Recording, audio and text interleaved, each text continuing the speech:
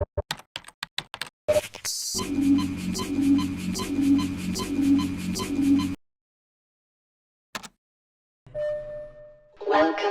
to the HEV Mark IV protective system for use in hazardous environment conditions. Everyone's got that game. You know the one. The one that shattered your preconceptions about what video games could be. Maybe for you it was the Italian plumber, or a soldier on a sneaking mission. But for me, and many others, it was a theoretical physicist with a crowbar. I was obsessed with Half-Life. When I was in school, I daydream about the fastest way to complete levels. One year I went to a Halloween party dressed as a zombie scientist, the head grab made of chicken wire and paper mache. I think maybe 2 people recognized who I was. God knows what the rest of them thought. I met Gabe Newell at a gaming convention in Germany when I was 19, told him Half-Life was the first PC game I'd ever completed. He said, "That's cool." I didn't have any follow-up questions, so I just kind of nervously shuffled away. So, what's this all about exactly? Well, Half-Life just turned 20 years old, and I'm not a kid in Ireland anymore. Somehow I came to live here in America, making documentaries about video games. So I figured if anyone was in a good position to make a video to celebrate the legacy of this franchise, well, it just seemed like the stars had aligned or something. I reached out to Valve a few times, but never heard back. Nobody responded, but I got the message. Half-Life is a difficult topic for them, unfinished business, a story left untold, an asterisk that qualifies everything the company has achieved since. It sort of hangs over their legacy like a rotten smell that just won't go away. But the influence of this series won't go away either. It radiates outwards from that blast 20 years ago, and its effects can still be felt today, in the design of countless games, the work of modders, the legacy of esports, and the passions of a fandom that still persists today in spite of the deafening radio silence from its creators. So then I thought, to hell with it, let's just do the documentary anyway. If we can't talk to Valve, then let's talk to all of those people whose lives were changed by Half-Life, the contemporary developers whose work was inspired by Half-Life, and the crazy ones who are attempting to finish the story themselves. To do this, we'd have to hit the road for a couple of weeks, traveling from LA to New York with a few stops in between. A journey through the design and influence of Half-Life. A road trip into the unforeseen consequences of a series stuck in limbo. I want to figure out what it is about this game that has us still talking about it 20 years after its launch. So grab your crowbar, friends. We're Black Mesa inbound.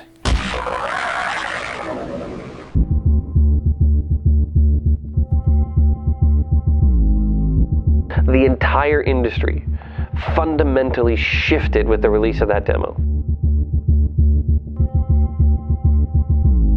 So about a year later, the mods start rolling out. Counter-Strike lands in 1999 in June. Started playing, I was like, this is totally different than anything else.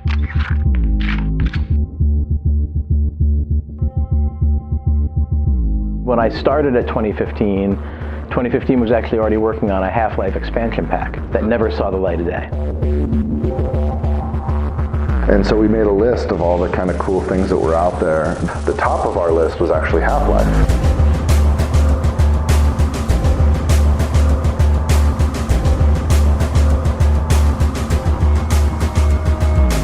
We kind of modeled ourselves after a AAA studio, which may or may not be the right thing from volunteer-only modding project.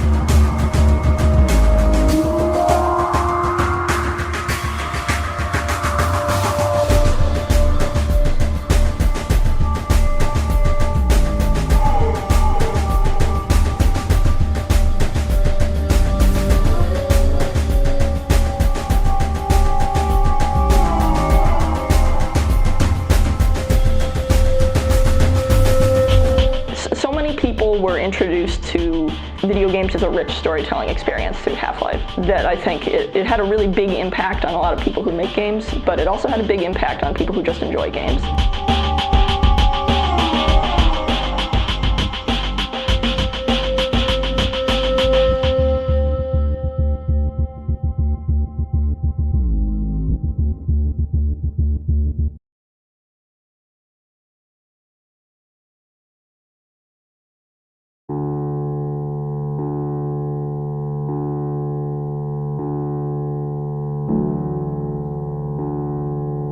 So these are like all of the old like Half-Life beta and alpha builds that I still have collected at my place of all these sort of old versions of Half-Life that I had throughout the years. And there was something, you know, I would get a lot of game discs over the years. And this was back when people were pretty open to get it. So yeah, here's like beta 17, here's the Half-Life alpha build from October of 1997. Did you play all these? Yeah, a Half-Life alpha version from December of 1997. So this is, you know, the first year, right? But I sort of got all these builds and I was keeping them, and you know, I don't know why, but there was something about the game that got me really excited with sort of the animations. And I remember, you know, the first demo where they were sort of showing the tentacle technology kind of busting through the glass, right? And that was like an amazing demo that Gabe and the guys did. So I was just kind of interested in the game, and I think I pitched Valve on the idea of coming up to sort of tell the story of the making of the game. Sent an email, which I still have, to Gabe saying, hey, what do you think of this idea? They're like, yeah, sure, come on up. So I headed up, like, you know, took a couple days off school to go up to Seattle, to fly up from LA to Seattle and hang out at Valve as they were finishing Half-Life. A company that had never shipped a game before. It was two guys from Microsoft, Mike Harrington and Gabe Newell, who were sort of trying to, you know, build this kind of new game company. And yeah, it's insane what it has turned into, but back then it was just a cool game that I was really excited about. And you know, everyone in the journalism world was excited about too, right? It was winning awards at E3, people thought it was like, felt fresh and felt different. So yeah, I just want to kind of go and tell that story. I want to say it was in like September of 1998 when, yeah, they were pretty much like finishing up, like when I was there, and you saw the photos that are still in the story, but they had the sort of head crab pinata that was like at the studio that they were eventually going to crack open when they finished the game. And again, it was, you know, it was a much more dramatic story back then, and we called it the final hours because literally they had to like finish the game, bug tested, and then what they put on that CD-ROM was like, that was the game, because there were no day one patches or anything like that, right? So yeah, I was there and probably spent, I want to say maybe 2 or 3 days at the studio. And you know, one of the things when I do final hours is I'd like to talk to everyone at the studio, right? So it's not, I wasn't just talking to Gabe, but I was literally talking to, you know, John Guthrie and Ken Birdwell and Mark Laidlaw and all these guys that were kind of actually working on the game to hear their story. And it was, yeah, I was just fascinated, right? And as a kid in college, like this was a crash course in like what it takes to make a game. And I remember Gabe took me out for, I think, sushi one day, and I'd like never really eaten sushi in my life at that point or something like that. And I was like embarrassed because I was trying to figure out how to use the chopsticks, and he was sitting there eating the sushi. I'm like, I feel like I'm going to be an idiot here, and I need to like figure out how to eat my sushi properly, use my chopsticks properly, so I impress this guy. Because again, he had come from Microsoft, like he was a, you know, a well-off sort of, you know, well-known executive in the tech world, and Mike had come as well. And Mike's wife at the time, Monica, was sort of there doing the marketing stuff. So it was kind of a very, very much a family affair. Like I remember Gabe and his wife Lisa were like, they were packing like manuals for some of the boxes like on the floor, and it was just like, it was a very simple time.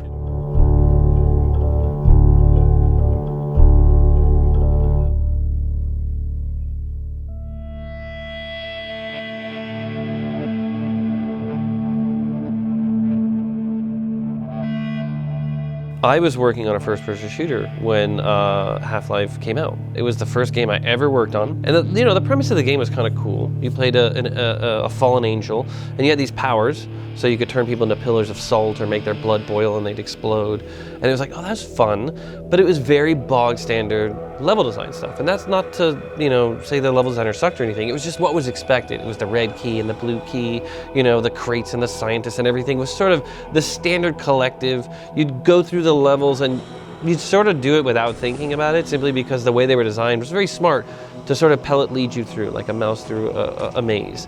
And it was the accepted norm, right? This was build engine to current 3D, and it was what people were sort of expecting to do. So we didn't think too much of that. Our demo was coming out like in a week, and then it was announced the Half-Life demo was going to come out. So everybody in the office downloads it to their machines, and their demo was not only longer, but it was better and longer than our entire game, right? And we were about to release a single boss battle of our game, and that was our demo. And it was like in a single room, and you just fought Lilith, and it was over.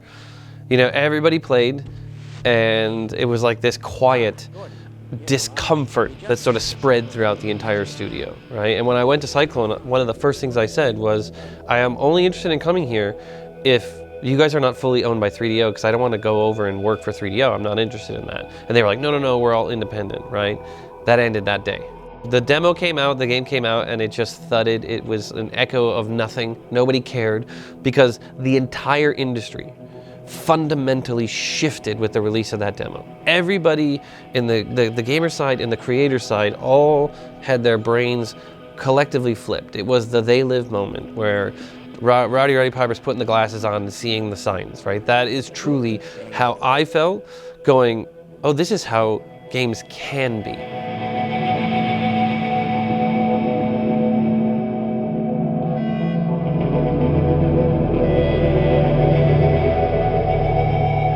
Love FPS games, right? Like Doom and Quake, and played tons and tons of them. That was, the leak happened, and that ended up being like a demo that they put out with graphics cards or something, right? But that came out, it leaked early. Right. And I remember everyone freaking out about that. The train ride stuff is kind of amazing, because I think if it's at that time it was so engaging. You're just like, what is happening here? You can't wait to see kind of what happens next, and not that much really happens, right?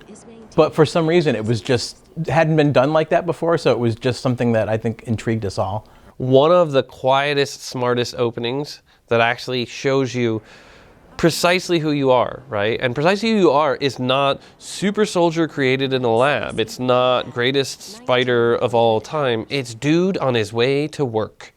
Casting a character who never speaks, so you're 100% placed in Gordon Freeman's shoes. They were one of the first games that I ever played in which the character you embody takes part in the inciting incident of the story, right? You actively are encouraged, tricked by the scientists to do something which causes all the chaos of the entire game world, so you're far more invested in fixing it.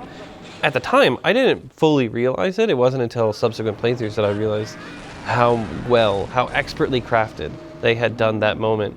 Story was told at you. We were in our infancy of storytelling, where it was a bunch of probably level designers dictating some of the story, so they were loving to do this, but maybe that wasn't their forte, so it was not necessarily writers solely or anybody that was directing these things. It was more of like the collective team saying, it'd be great in this level, let's try this. It was guys that all came out of the mod community, right? That was the smart thing that Gabe and Mike did, is, the mod community around sort of Doom and Quake was, incredible.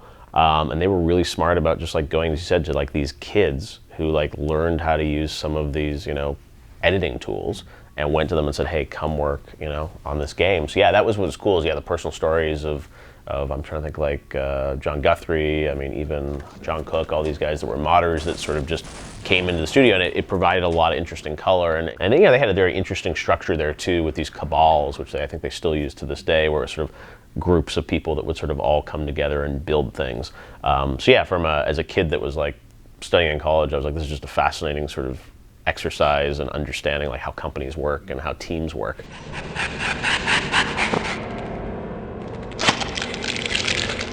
I love the sound design in that game, like firing the pistol the first time you get the pistol, especially because it took so long.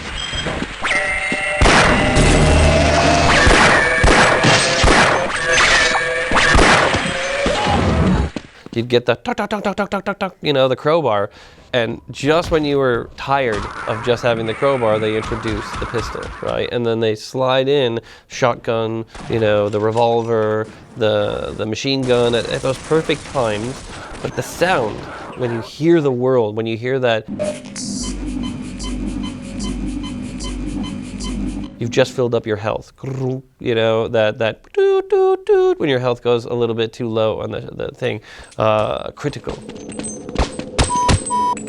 Blood loss detected. All of these things that feel like you are placed in that world. The pacing of this game brought you those moments. That tentacle is just unbelievably good, and it came at the right time. It came at a time when you needed something spectacle, challenging, and then just constantly hearing that tuck, tuck, tuck, tuck, tuck.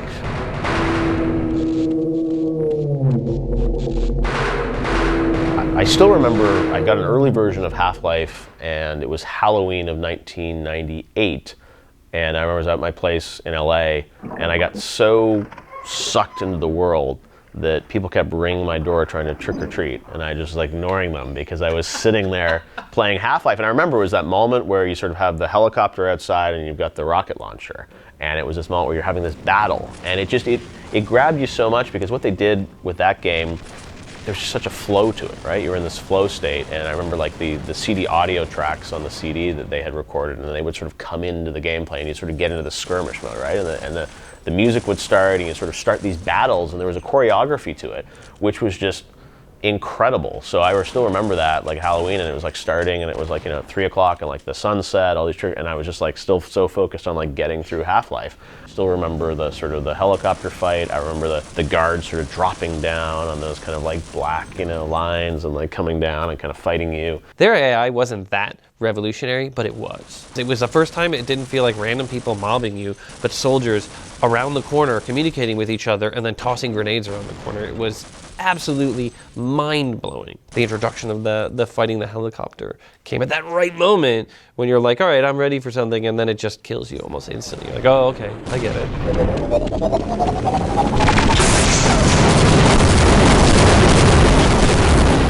They are the originators of having no cinematics, right? And that affected me so strongly that even with God of War, what I wanted was no camera cuts, but also no cinematics. I wanted you to be able to be, in a room with 10 people, and I want to pay attention to that person, right? And if I don't pay attention to the other 9 people, I might miss something. That's really hard. Like, it's really cool to talk about, but I could see how they had to engineer certain tricks at the time, locking you in a room with somebody, giving them an active, but then inside of the narrative, having them encourage you to have an active, right? And they begin that right away with Gordon, I need you to help me with this experiment, right? And you become accustomed to that.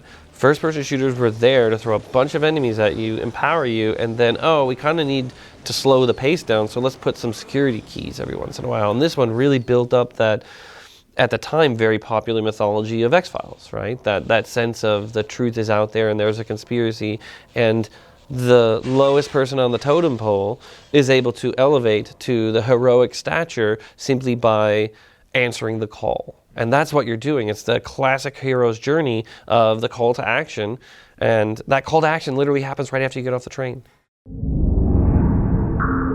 Half-Life wasn't designed in a creative vacuum. It was a direct response to the types of first-person shooters that were flooding the market at the time. Newell and Abrash are often credited as the inspiration for pushing the genre into a more story-focused lane. But the team they built around them were full of programmers who had been working on the bleeding edge of first-person shooter design for years. Many of those folks had come from Texas, specifically the greater Dallas area. This was the birthplace of the genre, home to both id Software, creators of Doom and Quake, and Apogee, later 3D Realms, creators of Duke Nukem. Around the launch of Half-Life, a group who had broken away from 3D Realms were looking for a new project. So on a brisk day in early 1999, they came together to brainstorm their future at the home of one of the designers, a young man who had created a handful of maps for the Duke Nukem expansion pack. To find out what happened next, I was going to have to talk to that young designer, where he still works and lives, a city called Frisco on the northern outskirts of Dallas, Texas.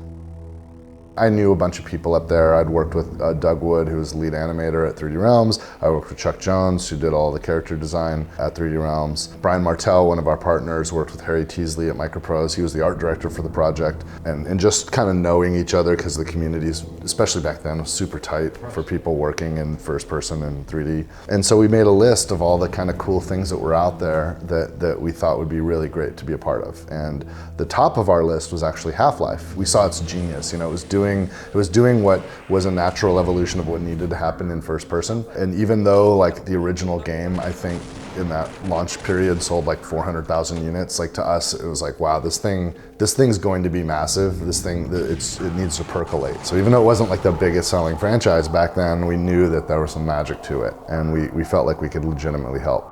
The team's previous attempt at going independent, a company called Rebel Boat Rocker, had their first game cancelled because they bit off more than they could chew, creating a brand new studio to create a new game with a new IP in a new engine. So if they were going to take on a new project, they wanted to only do 1 or 2 of those challenges, not all 4.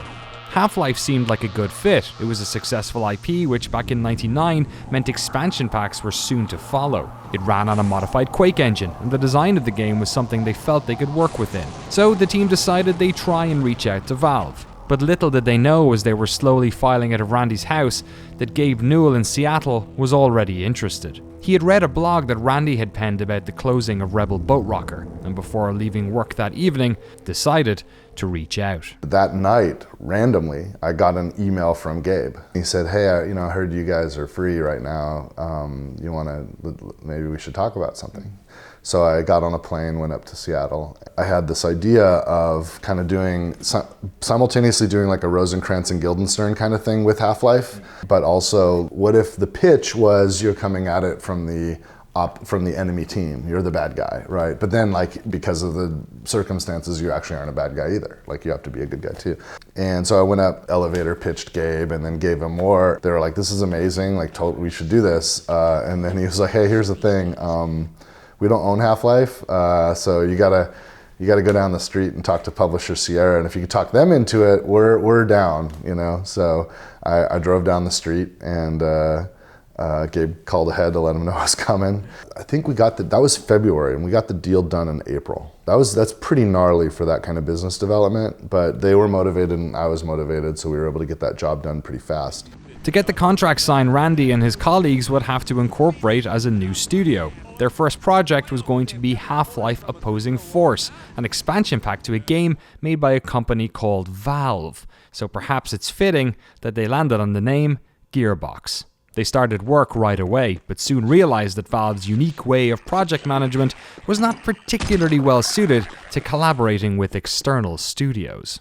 About the game itself, Laidlaw was the person I talked to the most, and that was probably a sum total of 3 to 4 hours of conversation, of interactions, right? So you guys are on your own, totally on our own. We had to figure everything out on our own. So we had no restrictions. I opened with my pitch, but they didn't really have any rules for us. I imagine if we went crazy, like I know of an expansion that was in development by another studio that got canceled because it just went too weird. It wasn't, and it makes sense that it was canceled. It was like trying to integrate, like the Team Fortress characters were in Black Mesa, and like there was some weird stuff going on, and they kind of like wanted to define the identity of the G-Man in a way that really wasn't compatible with the mystery that the team intended. The project that Randy is referring to was known as Hostile Takeover, a game where you played as a junior G-Man who teamed up with the characters from Team Fortress, which Valve had recently acquired. As it happens, this was actually the first project that Call of Duty and Titanfall creator Vince Zampella had worked on back at 2015 Games, before he and the team eventually started work on Medal of Honor Allied Assault. But he has a different answer for why it never came out. When I started at 2015 was actually already working on a Half-Life expansion pack. Right. So that never saw the light of day. Yeah, it was more involved with the main story. It wasn't a side thing, but they were already in production on it, but it got canceled. I remember taking a trip up to Valve not long after starting at 2015 and realizing that they absolutely hated the guy that ran 2015, and it was like, oh shit, what happened here? So, and then after that, it fell apart pretty quickly. While 2015's expansion pack was cancelled, Gearboxes would go on to great critical and commercial success. Opposing Force was celebrated for breathing fresh, creative energy into the Half-Life universe. So I asked Randy what were some of his favourite elements from that game. The boss in the, I really, in hindsight, I shouldn't have done it because it's like kind of breaks Half-Life a little bit, but I recreated the Star Wars trash compactor after the pitworm. And the design of the pitworm, and Patrick's like had to code that up to get it to like, and Stephen Ball did these amazing animations, so like it's really creepy when that big eyeball's like looking at you, and then like the big claw, and you're like, oh crap. The barnacle grappling hook was a great idea. I think that was actually Patrick's idea. Because there was Quake CTF had the 3-Wave guys added a grappling hook, and we were having so much fun playing with that. Like, hey, what would be a grappling hook in the Half-Life universe? There already is a grappling hook. It's the barnacle hanging from the ceiling. What if Gordon can get one like stuck on his hand, or Adrian can get one stuck on his hand? Okay, I'll cover you. The success of Opposing Force paved the way for a second expansion pack, and just like Opposing Force, the team at Gearbox wanted to tell the story of Half-Life from a fresh perspective. The only reason why the first one happened is because we pitched it, right? Like there was no plan, everything was kind of ad hoc, and then once that happened, I was like, I was pretty hungry and I loved what we were doing, so I had a conversation with, I think it was Jeff Pops was up at Sierra about the possibility of doing another expansion, and the starting concept was, hey, you remember when Gordon's in the tram at the very beginning and he's going down the tram ride and there's a security guard just banging on the door trying to get in? Okay, so this is the game where that's you.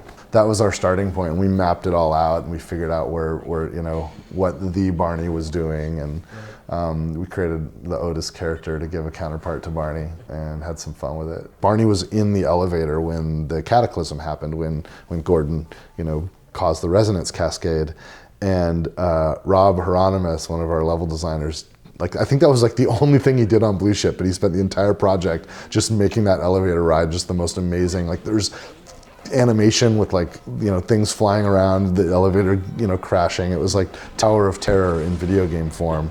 The stuff I worked on, I really liked. The whole game trains you to just run up to the health things and use them, and I have one that's broken and sparks coming out of it, and when you walk up to it and use it, it explodes. Now I was nice, I did 1 point of damage, but did a huge amount of force, screen shake, pushed you way back. I wanted it to feel impactful, but I didn't really want to kill anybody. I just wanted you to feel oh shit, anything could happen. I didn't see that coming. That was a shock, that was a surprise, kind of a magic trick on people. When it comes to Half-Life, Gearbox are most known for their work on those 2 expansion packs, but the truth is that they worked on almost all post-release Half-Life content in some way or another. They helped a little on the cancelled Dreamcast port, and helped on various Counter-Strike projects, but it was their work on the PlayStation version of the game that resulted in one of the most interesting Half-Life side stories. An entirely co-op adventure starring 2 female protagonists called Half-Life Decay. Whenever we do something, we always try to go above and beyond, right? So hey, PlayStation 2 looks like it might be an interesting platform. We were talking to Sony before it launched. We got access to some development hardware. Sierra had never published a console game, literally never published a console game. So we're I think we're gonna be the first people for Sierra to publish a console game or develop a console game. We're gonna do it on the PlayStation 2, and let's make it Half-Life. And so everybody was kind of on board, so it's just porting it isn't enough. We gotta, what else can we do? Let's build another chapter. I played a lot of GoldenEye on N64, and my fondest experiences on console FPSs are when you're playing, you can have split screen co-op or split screen multiplayer, so I'm okay, we gotta do that. We gotta do it. It's gotta be done. And okay, if we're gonna do co-op, Half-Life, there was Sven co-op, but what if we took that, what if we actually designed the game to assume co-op? But we knew, okay, we're gonna have 2 characters now, and we're gonna make new characters because that's what we do. Okay, what are the 2 characters? And what occurred to me was, when Gordon gets the HEV suit, there's an HEV suit, but there's 2 empty pods. Who are the scientists that are wearing those other 2 suits? That's who our game's gonna be about, those other 2 scientists. And we already knew one of them. It's the one that trained us in the HEV training in Half-Life. So when you do the training, the tutorial mission, you have this hologram version, and we named her, I think we named her Gina Cross. And we named her Gina Cross because the voice actor was named Gina. So all the audio files had a Gina tag on them. And then we invented the other character and named her Colette. We had to take the resonance cascade from a different point of view. We thought, well, if you're the scientist in the HEV suits, one of you's got to be the one that delivered the sample to Gordon. Oh, that's cool, Half-Life had 2 official expansion packs and a handful of ports to various other systems, but among the wider community, something very interesting was happening. Half-Life had reawoken the first-person shooter. After years of uninspired Doom clones, people were excited about the genre again. This was the second age of the FPS, where a focus on storytelling, creative level design, and artificial intelligence came into focus. On top of that, the game was designed to be modder friendly, allowing developers to use this modified Quake engine to plug mods directly into the game's launcher. What happened next was an explosion of user-created games, maps and modes, single-player mods, deathmatch maps, new versions of Quake favorites. But in a world with servers and CDs packed full of Half-Life mods, nothing was as big as Counter-Strike. To get to the bottom of how this all happened, we traveled to Phoenix, Arizona to talk to an esports veteran whose entire career began with the launch of CS.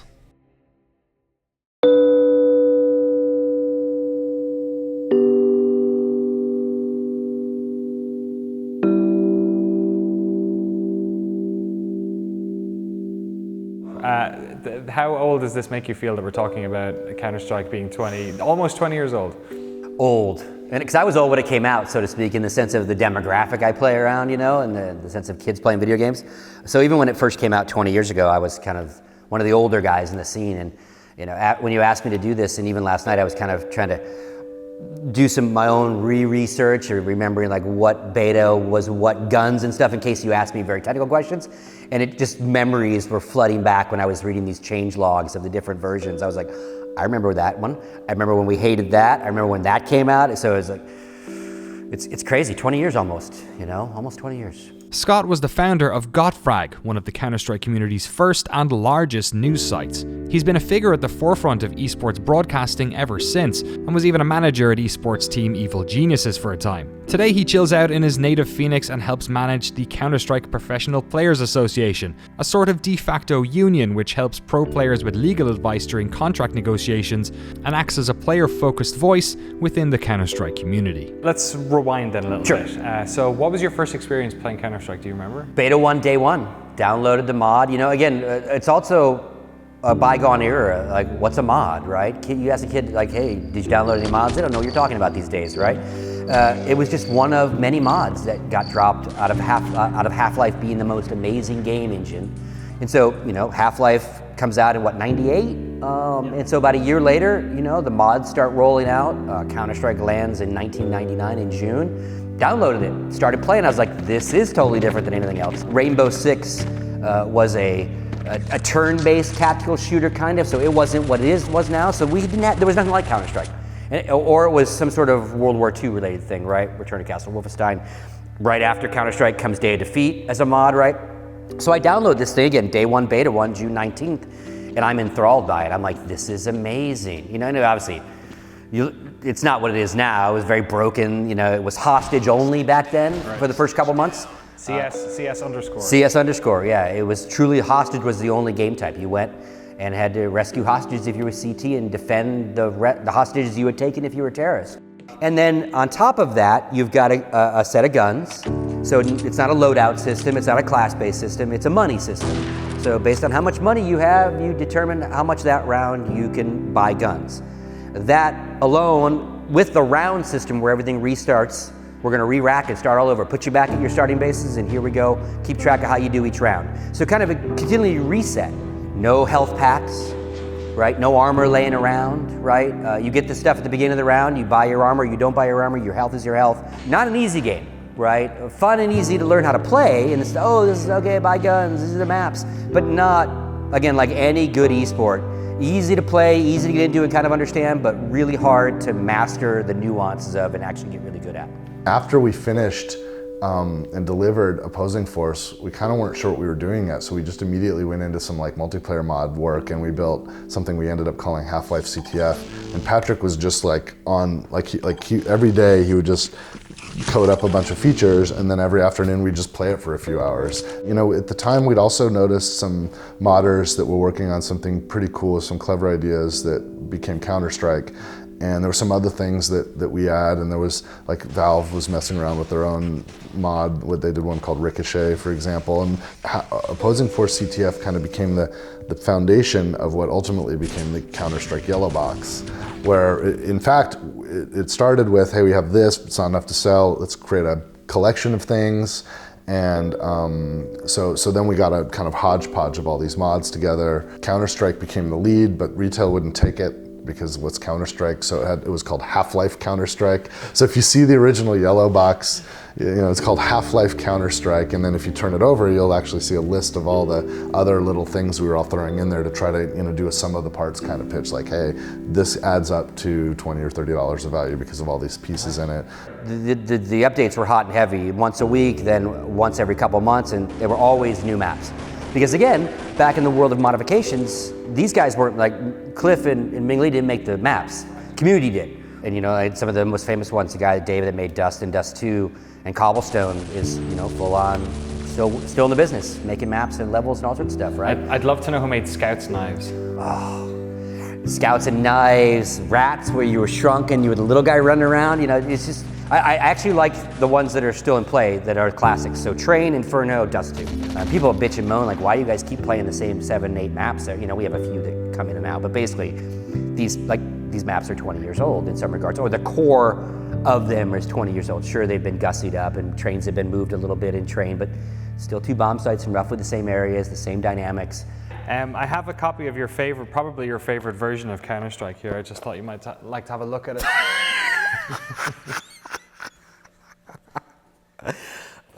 By the way, Condition Zero. Yeah, Condition Zero.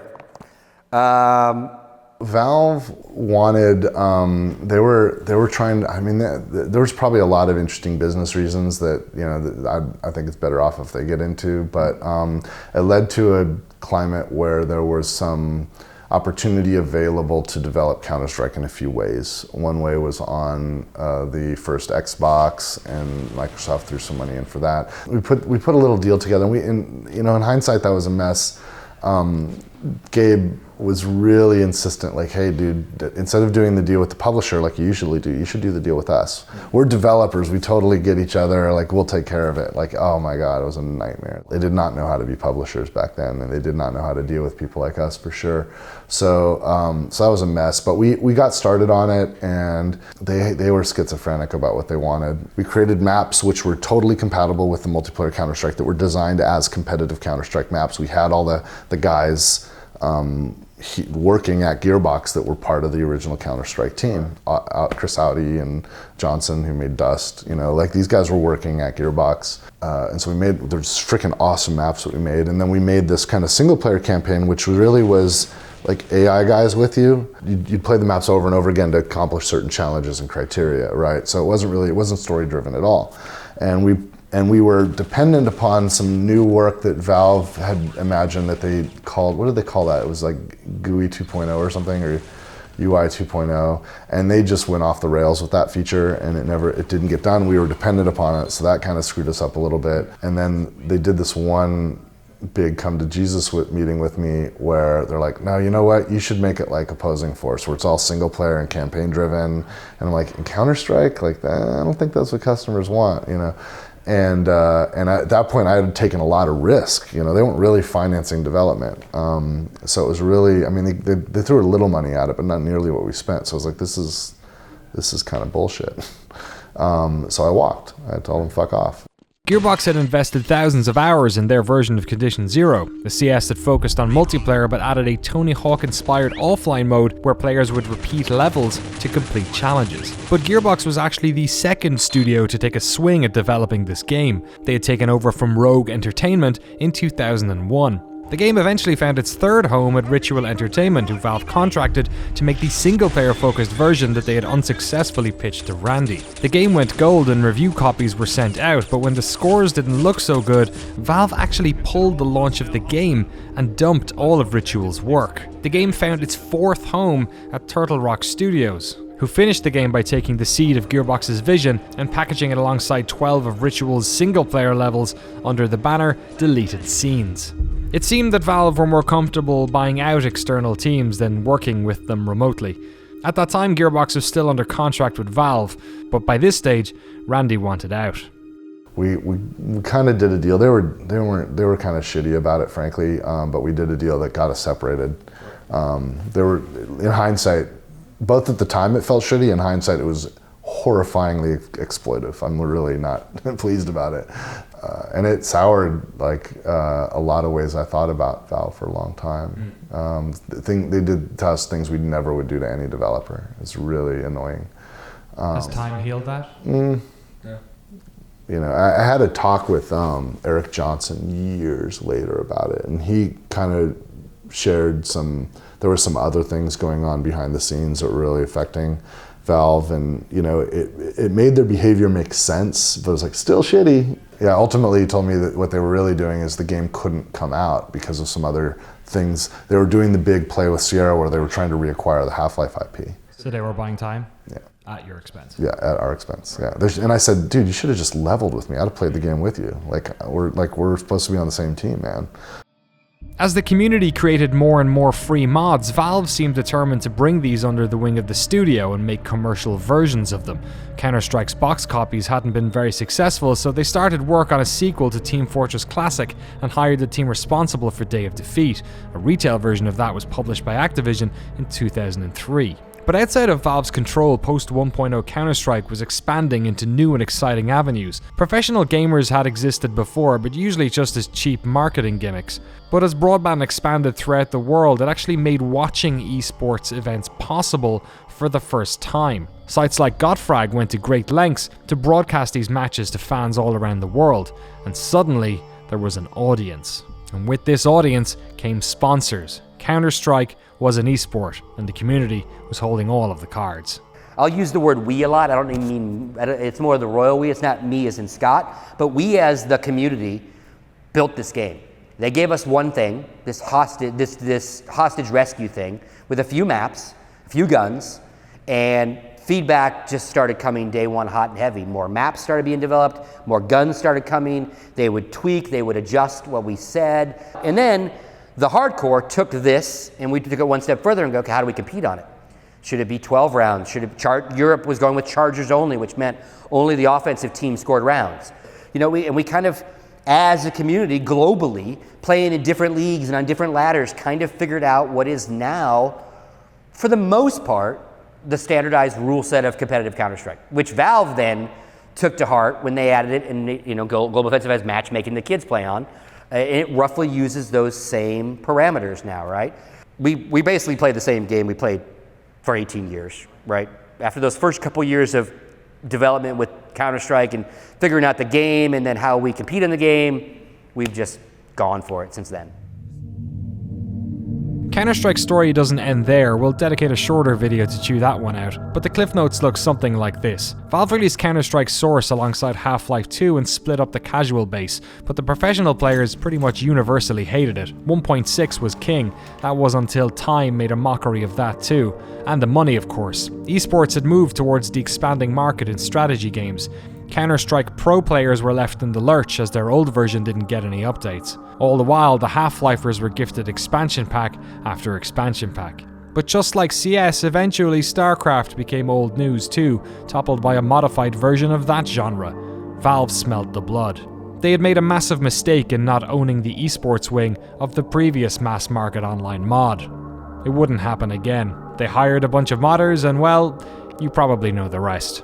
But Counter-Strike wasn't done either. The newly released version, Counter-Strike Global Offensive, wasn't exactly the most popular game at launch, but through work with the community, it has since exploded in recent years, and is even more popular than 1.6 was back in its heyday. Counter-Strike fans are enjoying a renaissance now, while all the Half-Lifers are still waiting on that last expansion pack. If only they could sell gravity gun skins, I hear you say, we'd be playing episode 3 by now. And there it is, the fanboy bitterness. The spectre of episode 3 is easier to ignore when we're talking about the good old days, but to be a contemporary Half-Life fan is to smile through the disappointment. Don't worry, we'll get to Half-Life 2 in just a second. This story is far from over. But first, I think we could all use a bit of a break.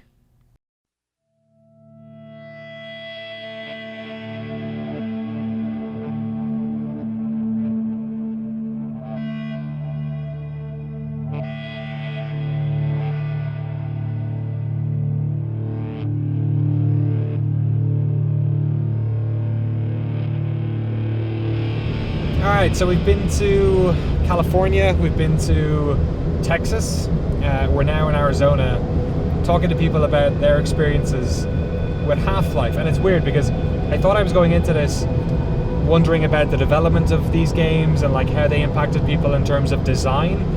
But what's kind of actually come up is how it's impacted their lives in an interesting way. Like Cory Barlog, like he doesn't really make first-person games, but he has all of these other like emotional touch points he has with the series that, you know, are connected to various periods of his life.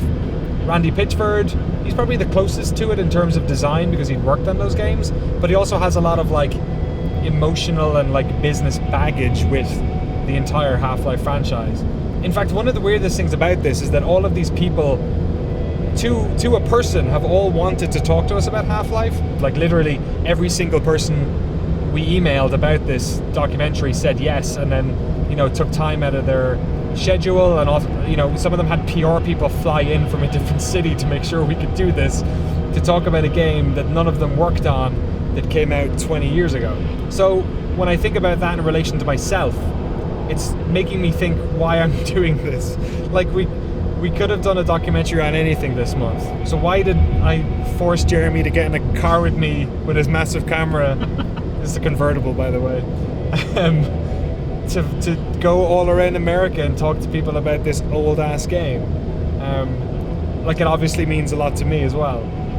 I'm not really sure. I'm still trying to like process this whole thing and figure it out. But one of the things I definitely wanted to do while we were in the sort of general Arizona area, since we were in Phoenix talking to Scott, was go visit some mesas. I've never seen a mesa before. The Black Mesa in Half-Life is actually based in New Mexico. And I looked around some places around New Mexico and the sort of general area around here, and none of them really looked exactly the way I remember the game, where you come out of that tunnel and you're fighting the Marines on the outside of that massive, you know, view of the river and the mesas in the distance. But the place that did look like it to me was actually northern Arizona. Now, we probably can't get up that high, but we're going to get high enough. And I mean high in the spiritual way. We're going to Sedona, which not only is famous for its beautiful mesas, but also for its various vortexes.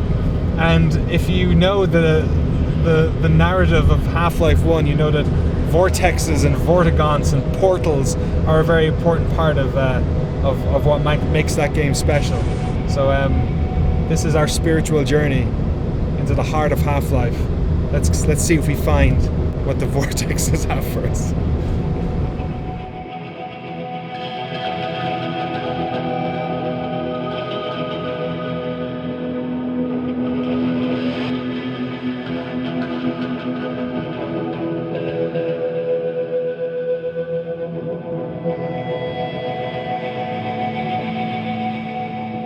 Hello and welcome to the beautiful mesas of Sedona, Arizona. We woke up especially early this morning to try and see the sunrise, but unfortunately nature had a different idea. But as it turns out, it kind of works a little bit better for my, you know, beautiful HEV jumper here. I feel perfectly dressed for the occasion. One of the reasons I wanted to come here was because the mesas in Half-Life, it's almost like a Disney lot or something. They're just these like, it feels like you can reach out and touch the like cardboard sides of them.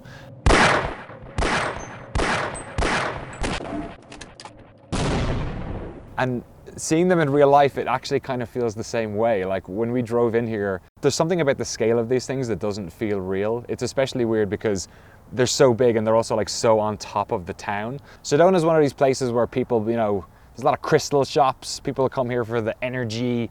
They check out the various vortexes. Is there a vortex here? There's probably a vortex. We probably drove past a couple of vortexes on the way up here. And it does have a special energy to it. It's kind of different to Half-Life in that Half-Life's mesas there's like no foliage on them whatsoever. But in a weird way, I feel like thematically, it's actually a little bit closer to the original Half-Life, you know. Precious gemstones being pushed into scientific machines and portals spewing out energy. I'm basically trying to justify a trip to Sedona for this documentary. But the whole thing has me kind of thinking about that, like, you know, that weird out-of-body experience. And it actually kind of reminds me of, have I ever told you that story about when I was in the mission, stoned in San Francisco?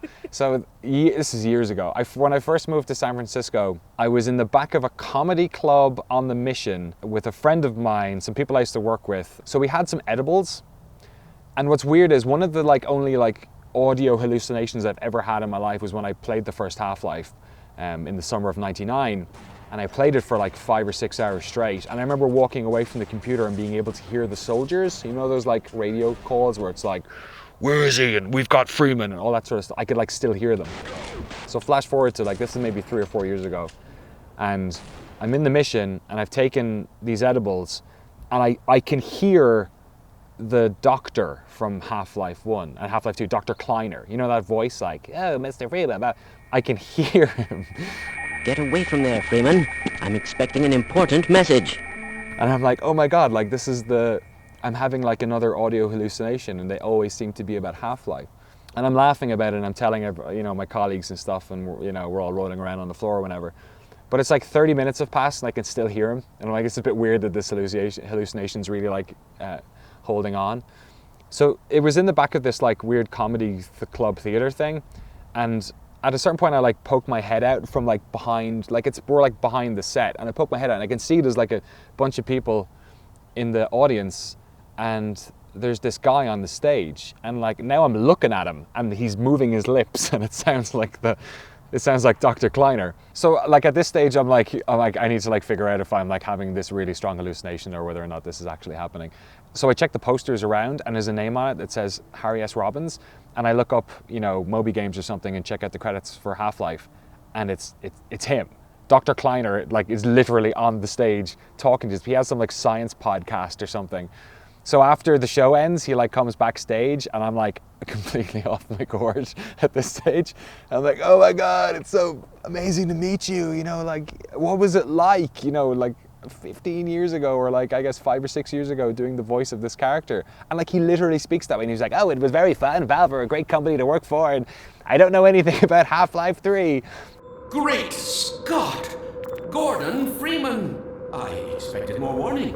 So yeah, I'm not sure what the lesson is here. If you're getting stoned in the mission, try and not make it in a place where hallucinations and reality are going to intersect with each other. That's probably my weirdest Half-Life story. Although maybe climbing to the top of a mountain wearing a HEV sweater is a close second, let's say.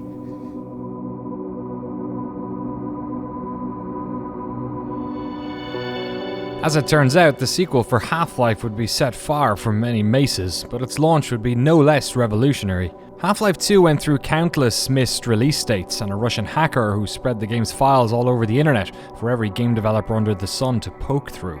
But that didn't stop it from being what many consider to be the best first-person shooter ever made. When you're a fan of video games, it's almost indistinguishable from sports. We follow developers like our favorite team. Indie studios are like the underdog story. Big publishers are the evil empire.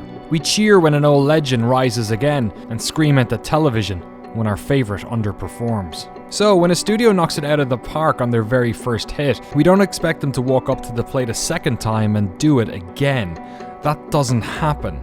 id Software was as close to we got as that type of MVP. They went from Wolf to Doom to Quake, but even they couldn't seem to compete in a post-Half-Life world. Maybe Valve knew this. Maybe they knew to make a revolutionary great game is one thing, but to follow it up with another, well, that's gonna take something very special. Once again, it was time to raise the bar. Yeah, Half-Life 2 is even more interesting because we did that first story, and it got a lot of attention, and I think it was like, oh, let's do something for the second one. And then the original pitch for the second one is that I was going to write something called The First Hours of Half-Life 2, which is basically going to be the reveal of the game. But I went up to Valve and they gave me a demo of it, and I sort of started to work on the story. And then I think they called up a few weeks later and said, oh, by the way, just kidding, we're not going to announce the game now. And they kind of pushed back the announcement even after they had already done some initial kind of interviews or demos. So I used all that information from what was going to be the first hours of Half-Life 2 to turn into the final hours of Half-Life 2, and then obviously that became a much, grander story with the hack and, all that stuff around it. They felt more pressure, right? So Half-Life 1 was just a bunch of guys trying to figure out how to make an action game. Half-Life 2 was a team that felt the obligation of delivering for a fan base and the crazy expectations that come with kind of pushing the limit of what you can do. And they were trying to push, technology, they were trying to push gameplay. So it was a bigger studio, but there was a lot more weight on their shoulders with Half-Life 2 because they didn't want to screw up. Jay Stelly showed me when he first got physics implemented in the engine. And they licensed, he's like, yeah, we licensed this stuff Havoc, and we started to get the stuff in, and he had this little view model for a tool that he could use in the game to throw physics objects around. And I was like, that is awesome. And he's like, yeah, we're talking about, we think this is so much fun to take a body and throw it into the pachinko machine, there's classic physics demos, knocking pilot crates over. We think we need to make this a weapon or a tool somehow in the game, because it's just so much fun just to play with the physics, and that became the gravity gun, and it's that's some of the genius, I think, of the Valve developers.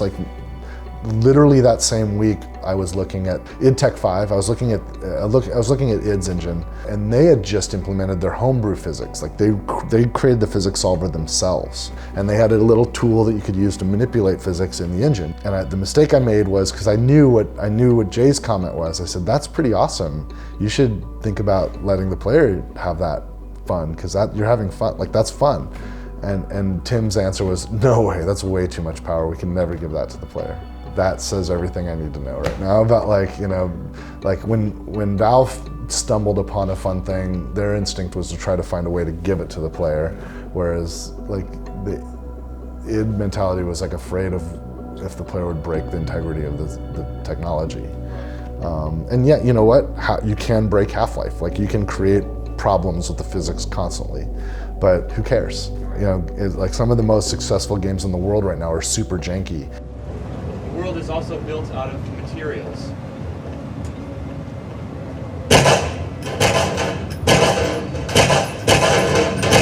So if something looks like wood, then it sounds like wood, scrapes like wood, floats like it, and if you shoot it, it'll fragment like wood.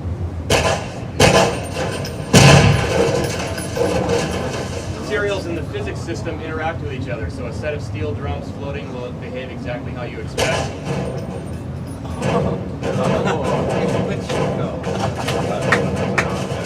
Didn't think this would be complete without a giant pachinko machine.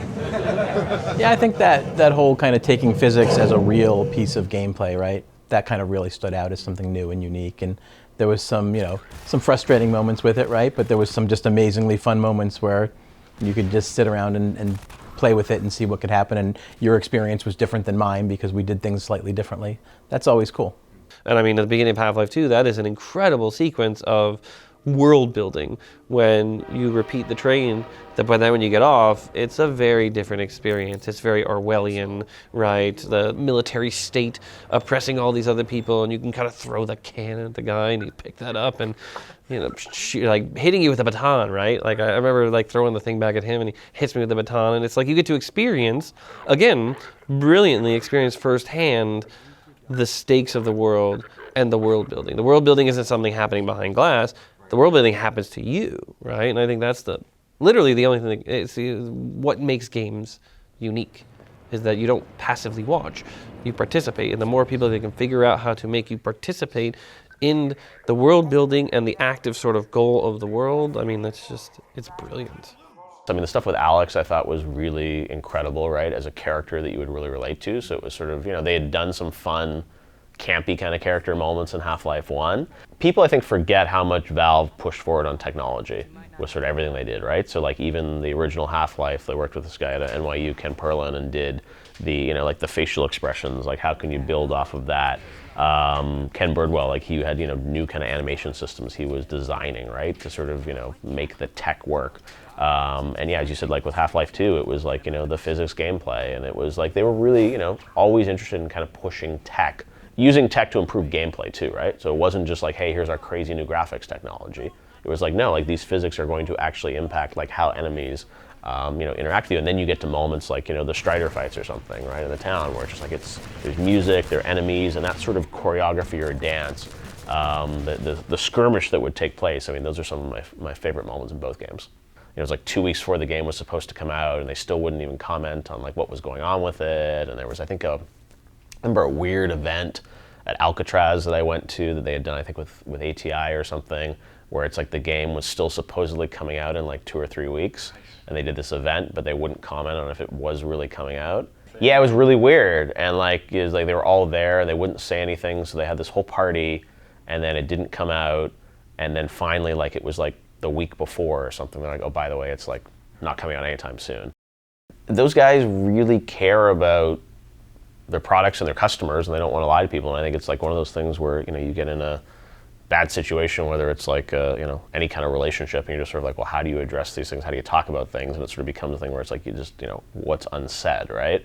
And I think there was a little bit of that where it sort of was like, they didn't really know what to say, right? And they didn't want to say something wrong, so they say nothing, right? And that's sort of, you know, same thing what happened with, you know, episode 3, and I mean, all that stuff. It just sort of, it's like, you know, there's not a lot to share. They don't know what to share, so they'd rather just sort of not say anything. And that certainly happened a little bit with Half-Life 2. So yeah, there was definitely a shift from 1 to 2, and that there was an obligation now to sort of deliver to this fan base that, you know, had a rabid appetite for more Half-Life.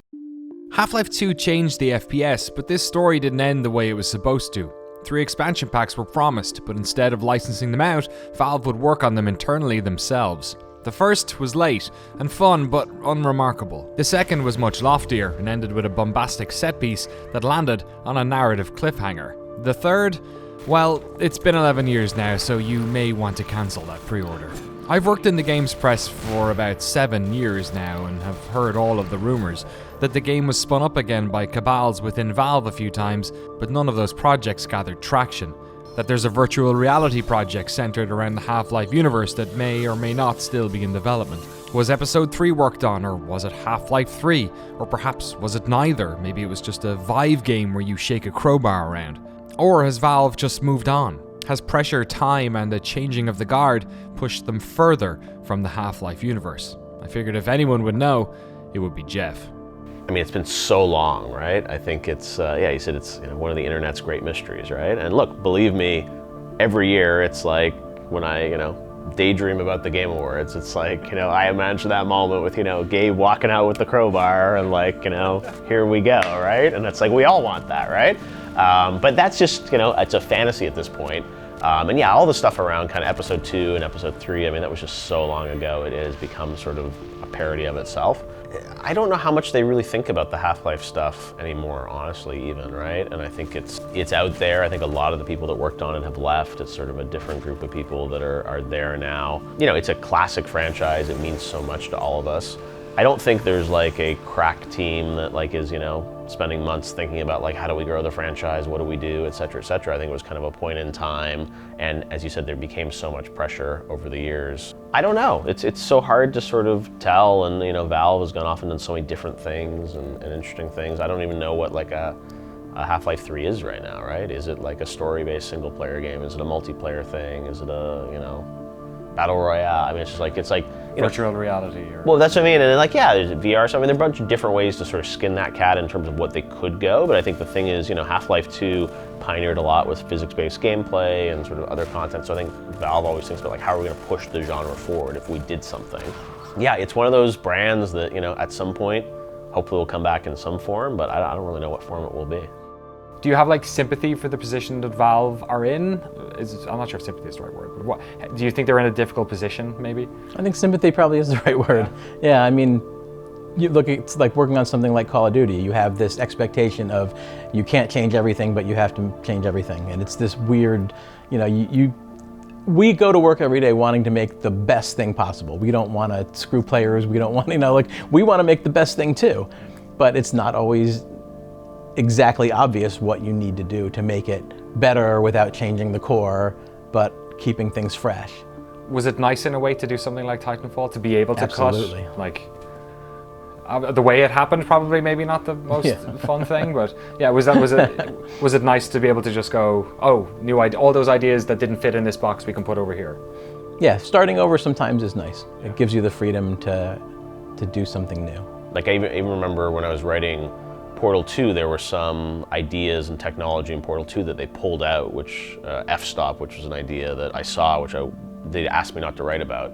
But at the time they were talking about that as something that could potentially be like an interesting mechanic for like a future, you know, Half-Life game or something. So I think there have been ideas, but again, it's all driven by gameplay at Valve. So I don't think it's like, here's, you know, the epic story we're waiting to tell. It's sort of like, well, what is the gameplay? So for sure, people have experimented with stuff, but that's not just Half-Life. It's like, well, what could they do with Left 4 Dead, or what could they do with Portal? It's like they have all these kind of IPs, so I don't ever know that like, hey, here's production, you know, this team is devoted to like making the next Half-Life. I think there were obviously people working on gameplay simulations and ideas, but I don't know if it ever got to the point of like, well, here's the story of the next game. Like I remember one year at Spike VGAs, we did an honor for Half-Life, which was Half-Life 2, which was Game of the Decade, and Gabe flew down almost the entire team and honored them, and I wanted to do a thing with the G-Man to sort of show up on screen to kind of greet people or sort of remember it. And I was like, I kind of asked Valve, I'm like, hey, you know, could we get like the G-Man model? And I was hoping they're like, oh yeah, we got this new G-Man model we're gonna send down to you. And it's like, they're like, no, we gotta like go and find it. We don't know where it is. And it's like somewhere, and it's like, it's just not like there wasn't actively like, oh yeah, we've been working on this super high-res G-Man we're going to use for it. It's just, it wasn't even sort of part of the conversation. Since the release of Episode 2, the first-person genre has evolved in two main directions. The first to large-scale open-world adventures, and the second, persistent online shooters. While at one stage every FPS designer under the sun was chasing Half-Life's tail, now there simply aren't games like Half-Life anymore. The closest we've gotten to has been Respawn's work on the Titanfall series, but even that comes with an asterisk. Vince co-created Call of Duty, so he knows the score when it comes to the popularity of single-player games. When the first Titanfall was made, the studio focused on multiplayer because it took less time and money to develop, and was likely to be played a lot more. It wasn't until they actually had funding to take a real swing at single player that they designed the terrific Titanfall 2, a campaign that many have said is the best Half-Life game released in the past decade. Maybe it's the varied level design, or the terrific sci-fi moments, or the anthropomorphic robot buddy, but I think it might have something to do with the process. The original Half-Life was a collection of levels developed by disparate teams at Valve known as Cabals. It wasn't until Mark Laidlaw was hired that they were pulled together into a cohesive narrative. Similarly, Titanfall 2's campaign was the result of an internal pitch process, not unlike a game jam. Designers worked on different styles of play, and these were all brought together to make the campaign, which is how they ended up with such a varied and interesting game. In any case, I wanted to know what Vince thought about the comparison. I mean, we are using the Half-Life engine, right? So we have the source engine at the core of what we do, so I guess there's some DNA there. I think it's got kind of a style maybe that is reminiscent of something Half-Life, right? It's also a great compliment, by the way. I take that as a huge, huge compliment. The way we kind of do it, and if you look at it on paper, it doesn't make sense, right? Like, so we have this 6-hour-ish single-player experience that you put like 75% of your money and resources into, that people either don't play or burn through as fast as they can to get to the thing that we spend 25% of our resources on, and kind of cram it in at the end when we get everything else working, all the systems working. I think we approach it a little differently now, but I think back in the Call of Duty days, it was definitely a single-player game first, and multiplayer was, a part of that came later. There's more variety, what you can do, because you play through a single player, it's you play through it again, it's probably pretty much the same thing, right? Multiplayer, it's a different game every time because your opponents are different, how they act, where they go, it's always different. So, and it's more social. It's just, to me, it makes more sense. Perhaps the future of Half-Life is a virtual reality game, or an open world adventure. Perhaps it's a multiplayer game. Would us fans be satisfied if they just dumped us back in Crossfire with a virtual reality gravity gun? I don't know. Maybe? Hours of deathmatch on Crossfire with my mates, right? And then, Half-Life 2 comes out, obviously played the hell out of that game, but then we instantly wanted to play that deathmatch and throw in toilets and, the gravity gun. It's just the funnest gun on the planet, man. I mean, oh. And you could hold, you would use one piece of debris as a shield and then throw other ones, right? Hold the file cabinet, throw the toilet. It was just crazy. And I didn't spend that much time on it. Again, by then, as soon as Counter-Strike came out, it was my go-to first-person shooter, right? Everything else was you'd dabble with it, you'd have fun with it, and then you'd go back. Do you play much Gary's Mod at all or any of that? A little bit, just a little bit for the wackiness of it. That ended up being its own thing for like 10 years. Yeah, and it's still alive and well too, right? There's still Gary Mod's craziness, He's gone off and had a career and made Rust and all that. Yeah. That's the biggest problem we had when we started doing this, was that then everyone was like, oh, you need to cover this mod and this one and this one. Because it'd be really interesting to do like a 6 degrees of separation of like Half-Life mod makers and like where they are now, right? Because again, it spawned a whole class of professionals. Episode 2 would be the last Half-Life game Valve would work on. Portal was sort of side-loaded into the universe, and the sequel more directly referenced the work at Black Mesa, but by and large, the release of Episode 2 marked a turning point in the story of Half-Life, a new chapter where a global community of fans would begin to make this game their own. It's not that modding was something new, on the contrary, the first Half-Life was one of the most modded games of all time, spawning classics like They Hunger, USS Darkstar, Science and Industry, Natural Selection, Team Fortress Classic, and countless more. You could do an entire documentary on any one of these mods. In fact, some of these communities were so big that they'd spawned sub-communities. Counter-Strike had large groups of players playing exclusively on jump maps and surf maps. It's kind of funny because I was thinking about this on the drive down. No offense to you as a game journalist, like I would buy the game magazines, not so much to read the game reviews, but for that disc, because that disc had all those games on it, all these new demos, man. And yeah, you know, you might be able to download them online on your 14.4 modem or whatever, but it was just, you got this disc, it was just perfect, right? And Counter-Strike was one of those. Yeah, 50 Half-Life mods. Right? Every little mod, you'd be like, what is this? What is this natural selection? What are all these weird, different, wacky games? And again, Half-Life has to have spawned the most mods of any game. That and Quake, I would imagine. Other mods, I played the hell out of Day of Defeat, for sure. Tons of Day of Defeat. Came out right after Counter-Strike as a mod. Also, a mod team that got sucked up by Valve, and then turned into a real game, turned into a source version as well. And there's a pattern here with Valve, right? They see a really good mod, they take the team. It was just one of many mods that got dropped out of Half-Life being the most amazing game engine. You know, these creative, they're game programmers. These mods, they weren't kids making mods. These were kids that wanted to be game developers, right?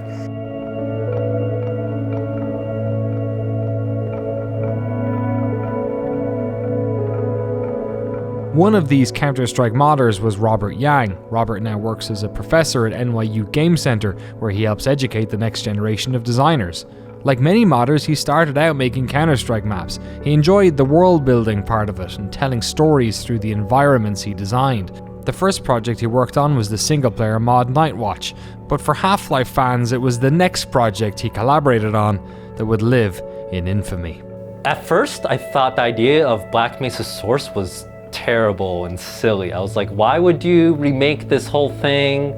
Then I played Half-Life 1 Source, and I thought, wow, this is really disappointing and bad. I thought, I'm a big enough fan that I can like do this and contribute to this. So I decided to sign. I went to the forum, I signed up, and then that was that. Maybe things were simpler back then. You could just email someone and then get on a mod project. For Black Mesa Source, I think at that time we had about maybe like 60 people on the wiki, but maybe 20 or 30 of us were actually working on stuff. We tried to separate into departments. We kind of modeled ourselves after a AAA studio, which may or may not be the right thing from volunteer-only like modding project.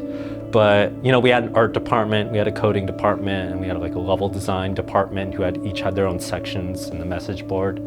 I remember each level designer, got assigned their own chapter that they were kind of in charge in. So I was in charge of anomalous materials. Someone else was in charge of Black Mesa Inbound. Daniel Unick was in charge of Blast Pit. John Paul was in charge of Lambda Core.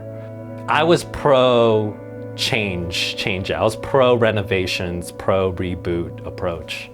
Where if you play the anomalous materials section that's there, like that first big lobby room is fairly different. The flow and the way the player moves through the space is still mostly the same, and everything is still kind of in the same locations. But I thought it was really important to make a big statement by doubling the scale of it and adding more polys everywhere and just really changing kind of the approach of it to be like, yeah, this is Half-Life in the source engine. I didn't want to just do Half-Life 1 source. I felt like that was a shadow we had to like escape and run away from. Hey, Mr. Freeman. I had a bunch of messages for you, but we had a system crash about 20 minutes ago, and I'm still trying to find my files. Just one of those days, I guess. They were also having some problems down in the test chamber, too, but I think that's all straightened out. They told me to make sure you headed down there as soon as you got into your hazard suit. Other stuff I wanted to do, I thought the original didn't feel quite populated or crowded enough. Yeah, we had to, that was actually a problem I remember we had as level designers, environment artists. We were thinking, what would a futuristic military chemistry lab look like? And we were like, it'll have the periodic table up over here, and what else says chemistry? Okay, let's put a beaker here, and like test tables there. Yeah, that reminds me of chemistry class in high school. I'll put the test table here. Yeah, it was strange to think about. We had to extend this world building that they had started and merely gestured at in the original, where it's computer mainframes everywhere, and that doesn't make sense for a chemistry lab. The bathroom really pops out at me for some reason, because I just don't remember seeing a bathroom in a video game oh, there's like toilet paper there. Like there's toilet paper on the shelf. Like there's all this attention to details with something as mundane as a bathroom. And the bathroom just shows you, I think, the soul of a game a little bit. It's like, did they really care about this space? If the level designer really cared about this space, they thought about where people were gonna take a shit. Be a dear and fetch me a roll of toilet paper. Hello? Hello? Oh, thank heavens. I'm in dire need of some toilet paper. Black Mesa started out as a mod, but during its near decade-long development, eventually evolved into a single-player game of its own. In fact, it's not even done yet. Crowbar Collective recently released footage of their epic redesign of the infamous final chapter Zen. According to the trailer, we should be able to play it in early 2019. As you can imagine, a lot of designers have come and gone on the project over the years, and creative leadership has even swapped a few times too. Robert left the Black Mesa team years ago, but remembers his time on the project fondly. Seen as Robert's job was replicating Half-Life 1 and Half-Life 2, he is one of a select group of people outside of Valve who can speak to the idiosyncratic nature of both versions of the Source engine. When we talked to Jeff, he noted that many of the developers at Valve were hired by Gabe from the modding community. And according to Robert, that modding spirit is everywhere in the design of Half-Life. When they're making Half-Life 1, they're basically modding the Quake engine and just putting all these hacks into it. So when you're coming in from Black Mesa Source on that train, and then you're standing there, and then you're like, great, is the door gonna open? And then the door doesn't open for a while, and you're like, what's going on? And then there's a level change, and you're like, why is there a level change? I'm already here. And that level change is a hack so that they can swap out that moving train for a fake static train, and then the door can move at last.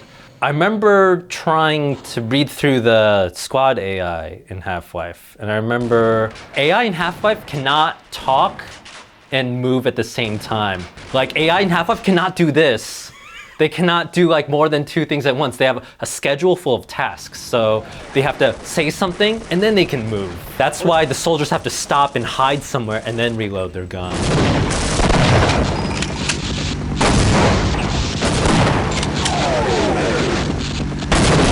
So when Half-Life 2 comes out and like grunts can like walk and shoot at you at the same time, that's like mind-blowing.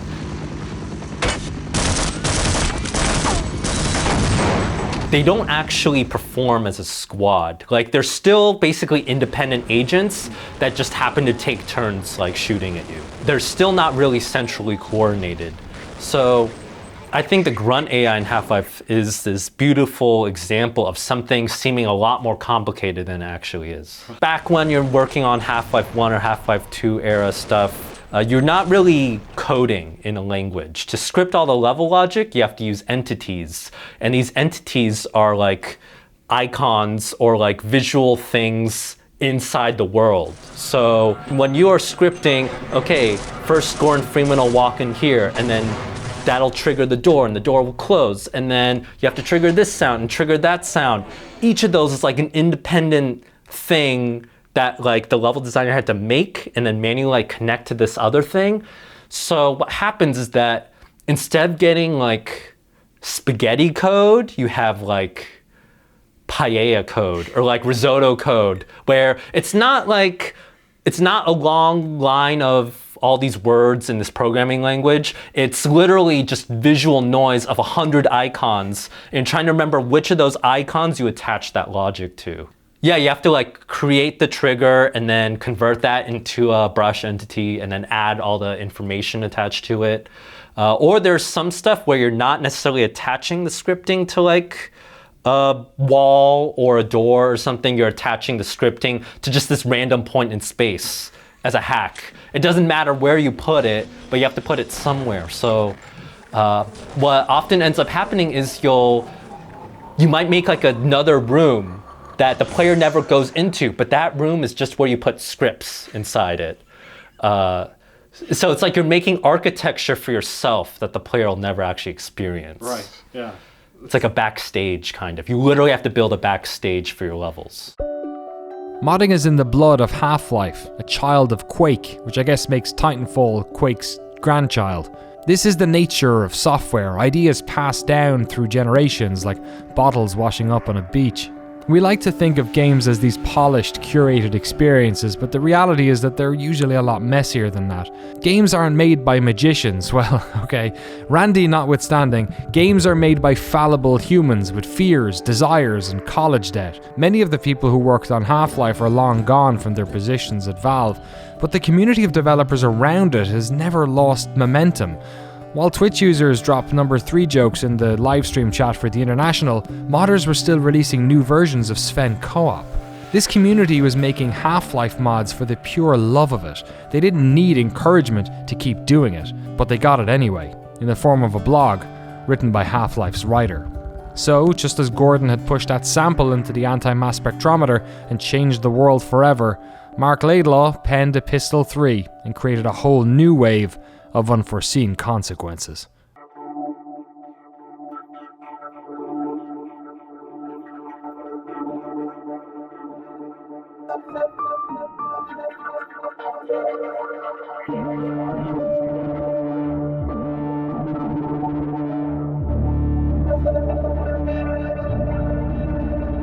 When I first played Half-Life 2, I had never before played a game with so many elaborate scripted scenes, and it sort of like made my brain explode and say, oh my god, video games can do this kind of thing. These days, I mostly appreciate it as sort of like a nostalgic trip back to my teenage years, and it can make me feel the way I felt back then when I was first discovering that video games could do these complicated things. The boat scene I loved when I first played it because I sort of didn't really expect it, you know? And also, it's very, you know, tonally interesting where you're cruising down this river and sometimes it's these action sequences and then sometimes you're like spookily exploring these shore locations. What was it like going back to play Half-Life 1 then? Oh, that was wild. Yeah, I was like, oh, I can see why people like this so much, but it's kind of square and weird looking because I was playing it so many years after it came out. I remember really enjoying some of the like how you could see like the Half-Life sensibilities in their sort of seed form in Half-Life 1 before they grew to like how they were in the later games. I enjoyed being able to sort of like plumb the design history of this company and see what they used to do. 2 is almost like a totally different game, but they have to like drag some of the fiction into it. So it must have been strange seeing like Dr. Kleiners everywhere. Oh yeah, yeah. Like why is there 50 of him? Yeah. Retconning him to be one guy in Half-Life 2. My goodness. Gordon Freeman. It really is you, isn't it? So last year, Mark Laidlaw, the writer of Half-Life, made a blog post that was a gender-swapped telling of, we suppose, his pitch for the story of Half-Life 3. It's a letter about everything that happened in Half-Life 3, but also seemingly there's a lot you can read into it that seems to be about Valve. It seems to simultaneously be a story about these characters who are worn out also by Valve. There's all these double entendres in it that are like, you know, all of my friends have left and they're all gone. They went on to other places, and you're reading it and it's just kind of heartbreaking, you know. And halfway through, I realized that I had to like make this, and then I realized, oh, I shouldn't just make it, but I should make a game jam. I've been kind of addicted to game jams for a long time. There were a couple years where I was doing like 8 game jams a year because I wasn't shipping anything at my day job, and I really wanted to like complete creative projects, right? And game jams sort of allow you to do that. They give you a deadline and encourage you to complete something by it, and for a lot of people, that's the impetus that they need. You know, a lot of people could create something weird and funny and creative at any time, but they sort of need the kick to do it.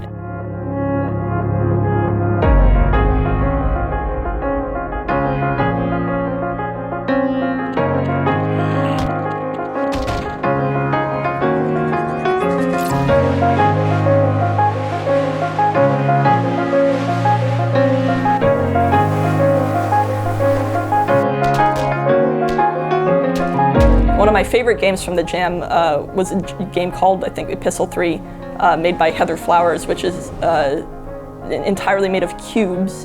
And because Heather hasn't actually played Half-Life 1 or Half-Life 2, it was sort of her abstract reimagining of like what these things probably mean.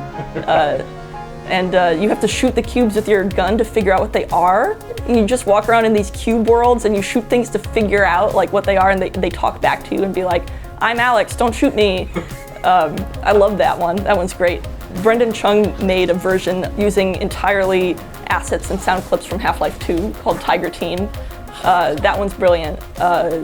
Rachel Sala just made a worm that you wiggle your mouse and it spits out Dr. Breen voice lines and its eyes flash. I made an entirely text game that technically has MMO elements, where every time you choose whether or not to kill Dr. Breen, it keeps track of how many people have done that, and then it tells you how many people in the world have killed Dr. Breen, and decides whether he's dead or alive based on that statistic. There's a guy who works under the name Dave Makes, who made this bizarre sort of, it's just a hallway. You just go down the hallway and you wave your mouse wildly to kill head crabs, and then all the characters from Half-Life show up, but they can't get your name right and you can't get their names right, and you're just wandering down this hallway in a fever dream. There's so many bizarre takes on this story. And I think part of the reason there's so many bizarre takes on the story is because the story itself is very, very, very strange. Right. Like it's much darker than Half-Life 2 or any of the Half-Life 2 episodes. It's got some really disturbing stuff about what happens to Dr. Breen in it. He shows up as a grub with Dr. Breen's face stapled onto the front of it. And Gordon has a very bad time in that synopsis. At the end, he gets like snapped into the Combine's universe while on the Borealis, and the Borealis is like traveling through space. And then the G-Man is like, goodbye, and just leaves him there. And then it's the end of the game. And Alex ends up being like far more important to G-Man, right? Yeah, G-Man says, Alex is my best friend now. But friendship ended with Gordon, goodbye, and leaves him there. I loved that this sort of unlocked everybody's ability to take ownership of Half-Life in a way, rather than, like, I know that some people did in fact try to make, you know, what I think Half-Life 3 should have been, but I think a lot more people were just like, what if I could just take over the Half-Life IP and do whatever I wanted with it, this is what I would do, this is how I would express myself using Half-Life as a tool. And I thought that was brilliant, because that is sort of what Half-Life 3 has become to a lot of people. It's just sort of a phantasm that haunts us.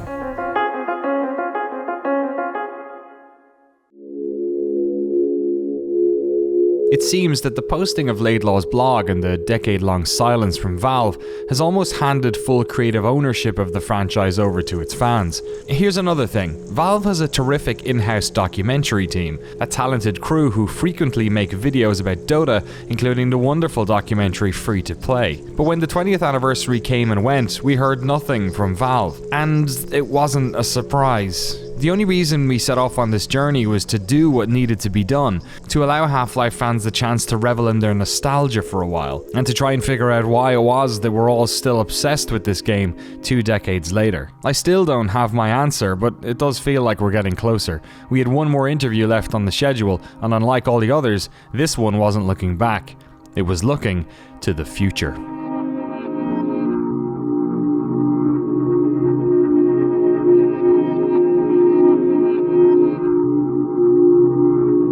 The Game Jam was a cathartic, creative exercise, but there was always going to be someone who attempted to finish what Valve had started. One such group called themselves Project Borealis, an international team of programmers, designers, and artists that are currently in production on their vision for Half-Life Episode 3.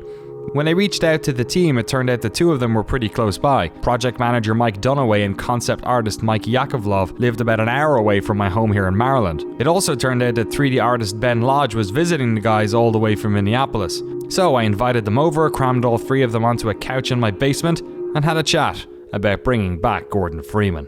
You know, we have a lot of people, we've got people who work for Google who work for us on the programming side of things. We've got a lot of, people like Mike here who are freelance artists working on the team. The guy that's sort of our lead sound designer, he's a PhD student basically. He's a doctor, and we've got another really talented programmer who also is a doctor. I don't know what's with doctors and having like second professions which are just as good as their first professions, but people who are sort of senior roles and technical leaders in the games industry as well.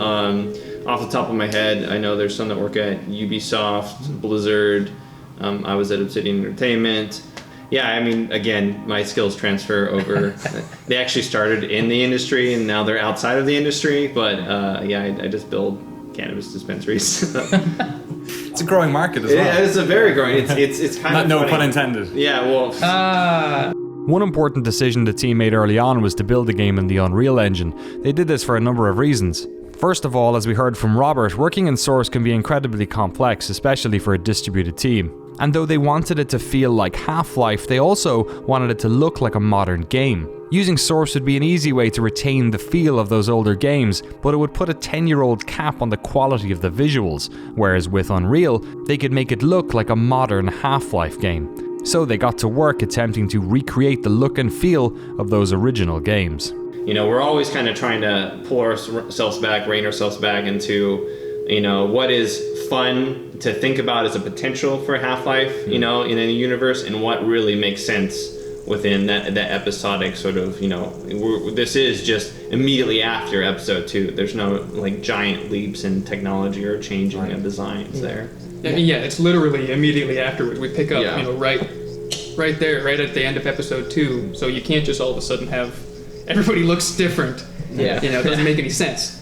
Like, we have this template. We have Half-Life 2 to sort of base everything on. And so that's kind of the linchpin of every creative decision we have to try and make. You know, because we're not creating Half-Life 3. We're creating Half-Life 2 Episode 3. So it still needs to feel like Half-Life 2 at its core. A large part of the initial, we'll say 6 months of our development, beyond just structuring the team, was just researching and sort of reverse engineering, you know, what made Half-Life 2 feel like Half-Life 2, down to the things that we wouldn't even do in modern day gameplay design and development, like how you stick to ladders and how you move up and down ladders, you know, how you back hopping, right, and bunny hopping. We actually put in things that are essentially quirks from Half-Life 2, in, you know, Source engine. We put those into Unreal because we wanted someone to be able to sit down and say, hey, can I do this one weird thing, you know, that I used to do in Source? Oh, I can, you know. Very, very minute things like that, you know, crouch jumping.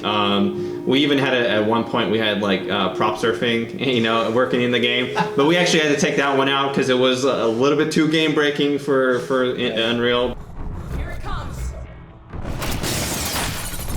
They're not gonna.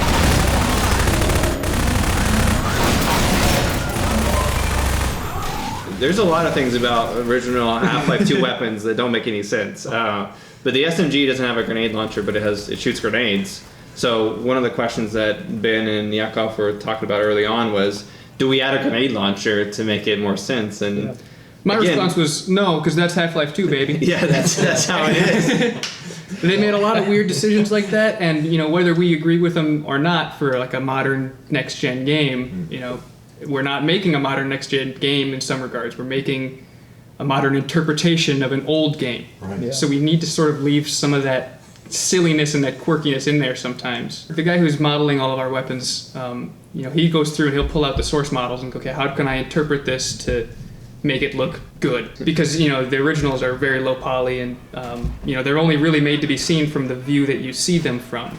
Whereas we don't have a difference between a world model and a view model. So everything's got to look good and it needs to look good from all angles. So going through and it's like, okay, this is just a bunch of black rectangles mashed together. That's all Valve did.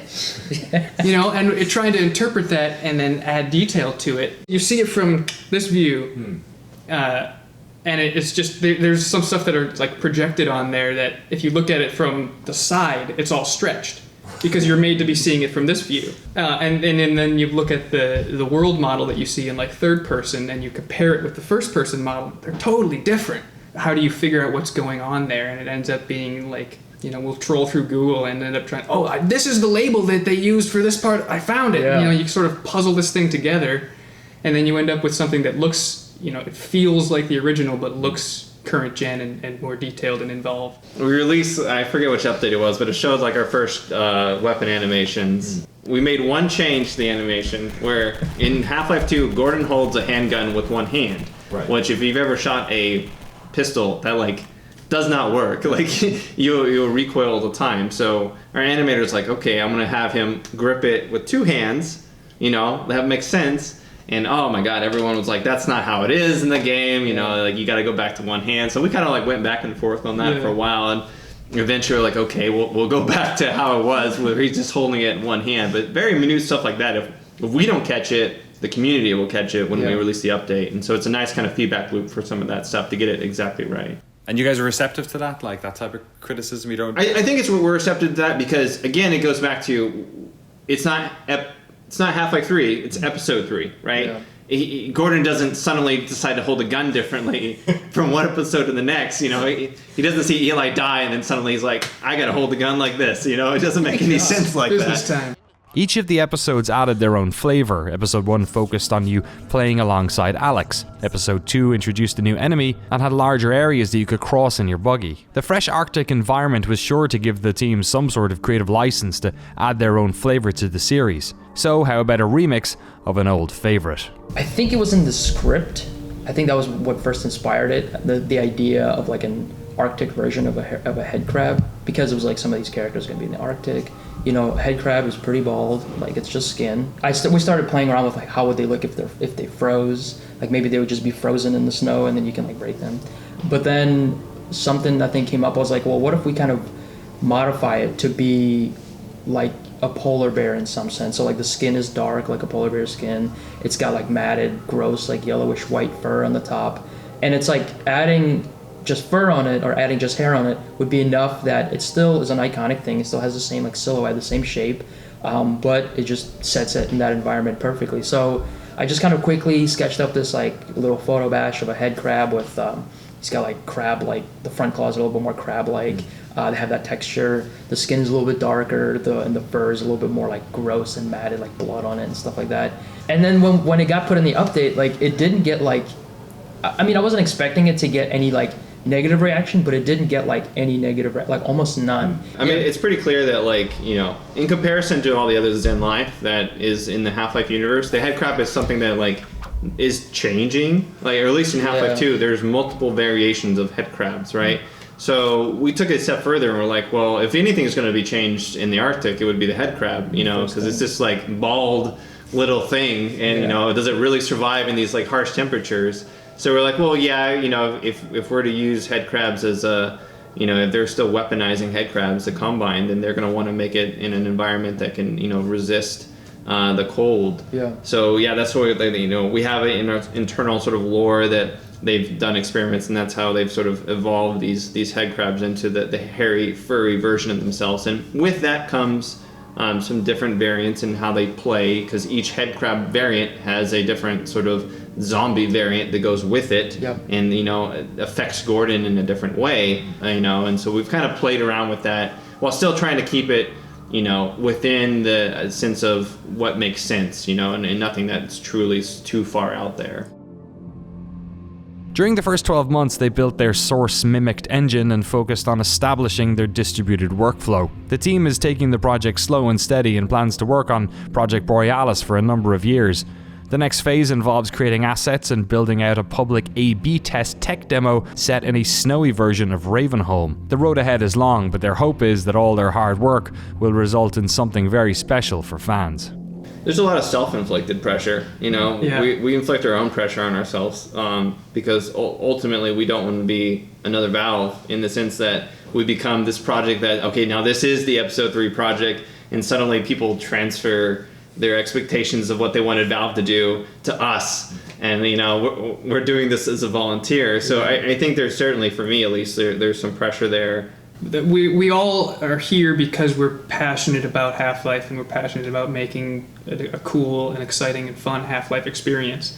I would want people to understand that we're not just, you know, trying to cash in on some trend or anything like that. We're doing this because we care about it, and we're going to put as much care and effort into it as we can, you know. And some of us are reordering our entire lives, or, you know, taking different shifts at work so that we can have more time to do game dev stuff, even though, you know, work is paying money and this is not. We want to be here doing this. Why do you think you have that passion? Like, why reorder your lives, and why do it? I think for a lot of us, it's the impact that Half-Life 2 had on our younger years. You know, I'm 30. Half-Life 2 came out when I was in high school, and just watching not only Half-Life series grow and change and stagnate, you know, over time, but watching Valve grow and change, you know, and kind of just feeling like, you know, this isn't just, I haven't really just been involved in Half-Life for a year. I've been involved in Half-Life for over a decade.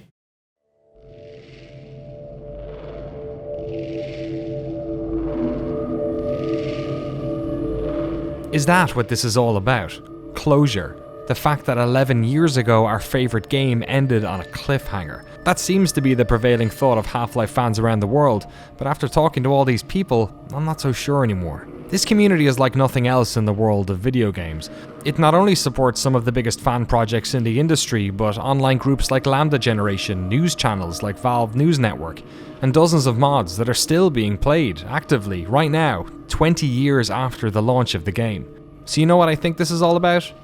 Inspiration. On our travels, we met a lot of people, a lot of different ages and professions, but each of them in some way, at some point in their lives, was inspired by Half-Life to go out there and create something.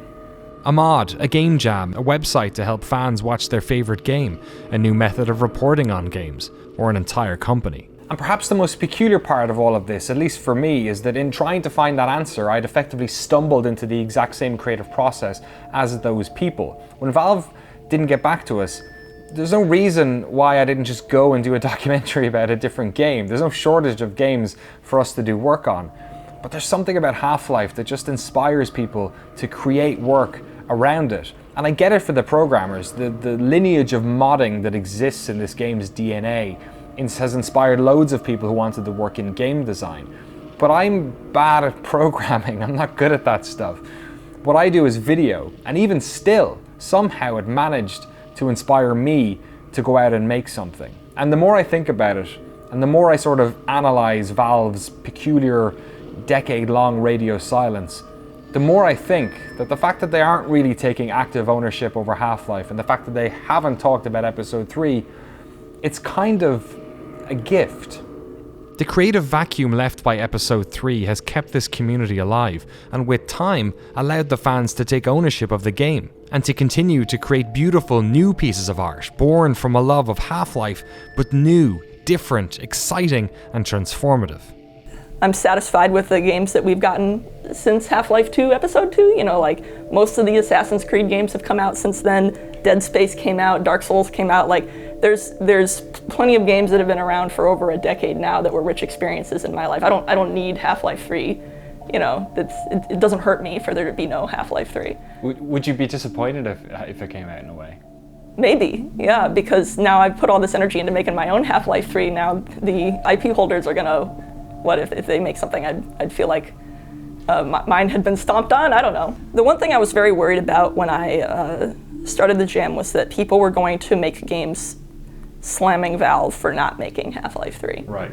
And I really didn't like that idea because, like I said, I feel fine that I haven't played Half-Life 3. I've gotten to play plenty of wonderful games. I don't need Half-Life 3.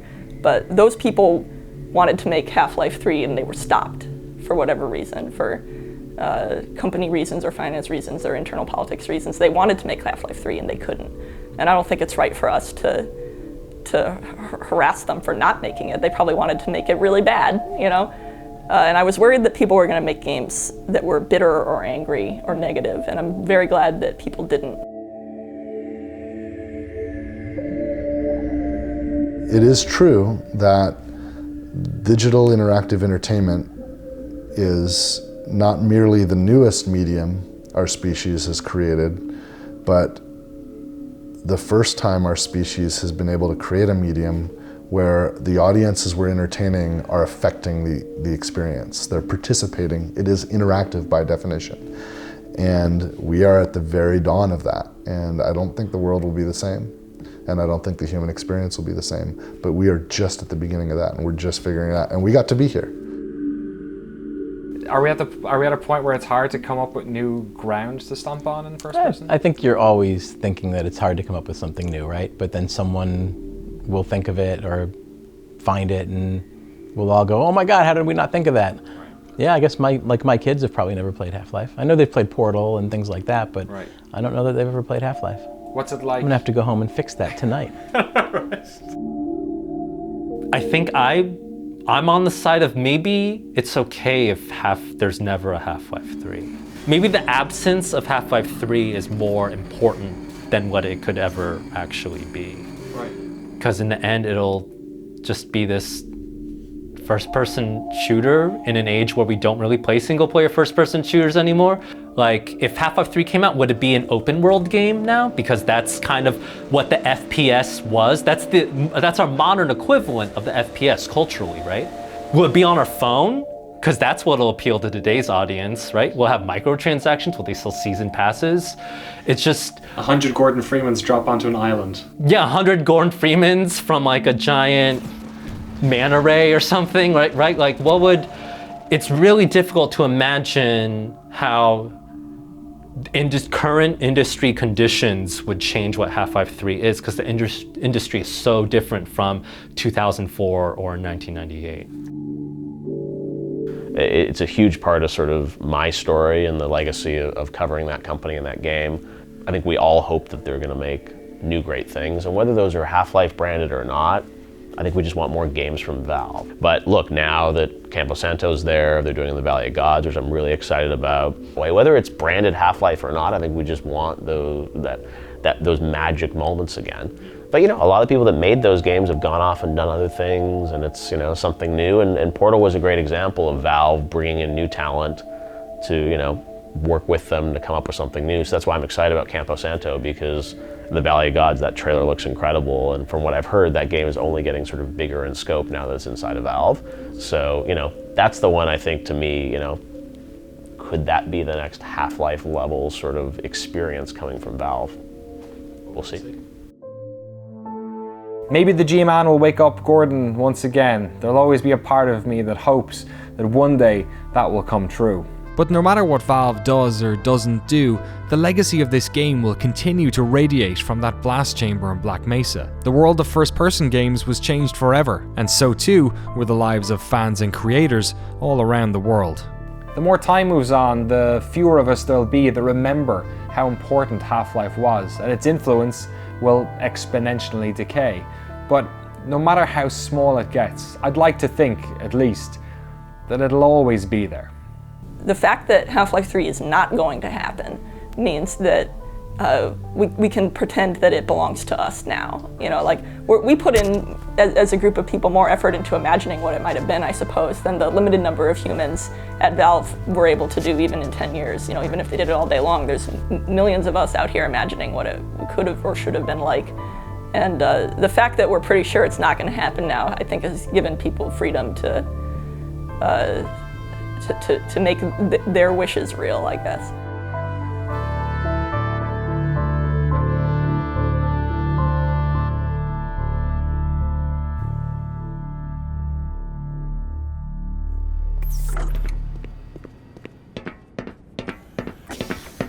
You're living in the past. That experiment is single-handedly responsible for inspiring my career in science. How much recognition do you think you're going to get for reproduction, though? You should focus on inventing something new and unique. He does have a point. Oh, but this is more than replication, I assure you. For one, it shows how far our field has come since the original study was published, and to say nothing of the modern perspective necessary to monitor its influence. I mean, combined with today's technology, I've recreated... Bah! I can't stand to hear another word of this malarkey. Don't mind him. But here's something to think about for the next time. Creativity is the art of hiding your influence. Now let's get back to work. We should at least try to look busy.